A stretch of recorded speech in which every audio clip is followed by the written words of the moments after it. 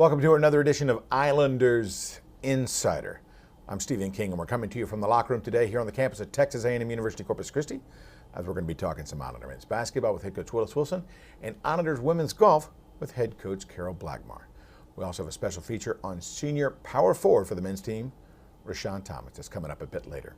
Right now, let's talk some men's hoops with the head coach, Willis Wilson. How you doing, sir? I'm doing well. How are you? Very good. It's been a good run as of late. There's no doubt about that. You've always said, and all coaches truthfully say, that you want to be playing your best basketball February, March. Is that the case for us? And if so, how did that come to be? Well, we're definitely getting better. I still feel like we have a lot of room for growth.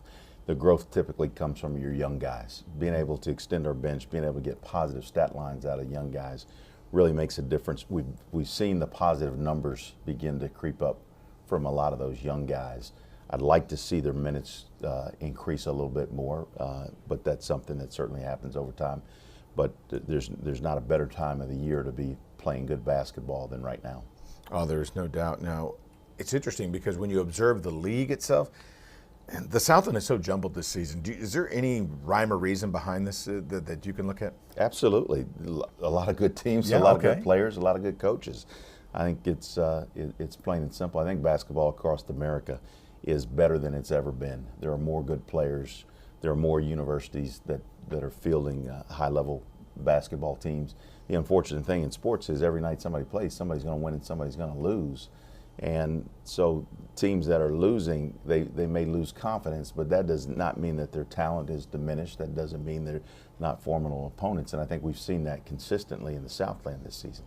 And interestingly enough, I say jumbled, but and that can be at any part of it. As you look at any part of the standings, the top four seeds by no way, shape, or form have been set by this time. That's going to come down to the final week. Yeah, it's maybe a little surprising that with 4 games to go, in some instances, teams have fewer games than that. But with 2 weeks to go in the season, it's still not close to being decided.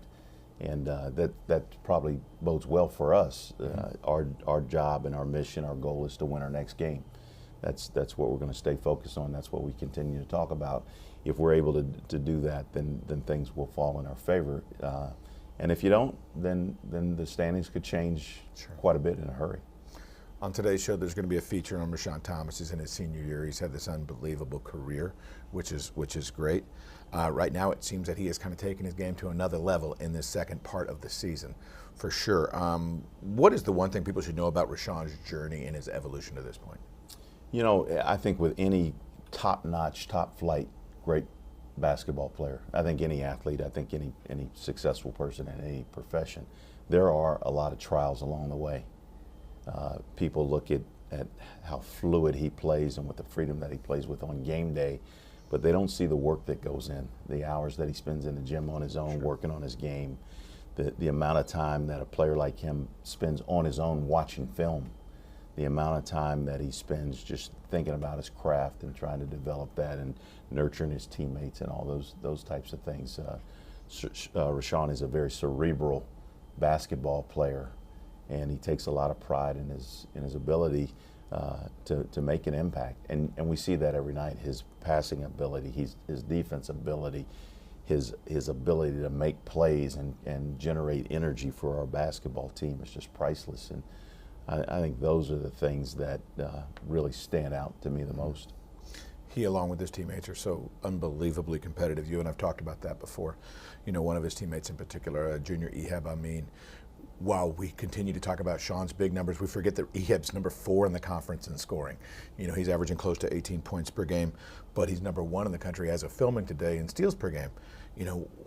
For him, is it technique? Is it instinct? Is it desire? I mean, the combination of the three, what is it for him? Well, and don't forget his ability to rebound. He's one of the top rebounders in our conference. I think he's in the top 10. And as a 6'3" guard. As a 6'3" guard, and he's probably one of the best, if not the best, rebounding guard in the country. And what that says is he plays with a motor. He's a guy that just has this unique knack and ability to play at an extremely high level whenever he's on the basketball floor. He's in coaching vernacular, he's a ball getter. He's a guy that just finds ways to get basketballs for his team. You know, your players, let's just talk about your players as a whole in general. You know, they've had opportunities to be out in the forefront in talking to people, whether it's the media or boosters or whoever. You know, they get quoted, they get filmed for different stories and publications, all these type of different things. You know, do you think they've handled themselves well in front of the cameras and microphones? And overall, how do you think they've handled the role of being ambassadors for not only the program but for the university? I think they've done a fine job. You know, with young people, there's always the risk of youth. But that being said, I think they've done a tremendous job. They really understand their responsibilities as student athletes. They take a lot of pride in understanding that it's an honor. It's an opportunity. It's not something that everybody can do. And with that, there are a lot of things that go into the makeup of being a student athlete, representing the school, representing their own families, representing the communities they come from, representing our coaching staff and our basketball program. And in all truthfulness, I think we've tried to do a lot of things in preparation for that, for those situations for our guys from day one. The mentoring and the life skills aspect of our program we probably don't talk about enough, but it's something that we all take a lot of pride in and we all benefit from. There's no doubt. Coach, y'all are doing a phenomenal job. A couple of weeks left. Good luck the rest of the way. All right, thank you. Willis Wilson stopping by once again here in the locker room. Carol Blackmore will join us a bit later, but right now let's check in with Shelby Hodges and an Islanders update.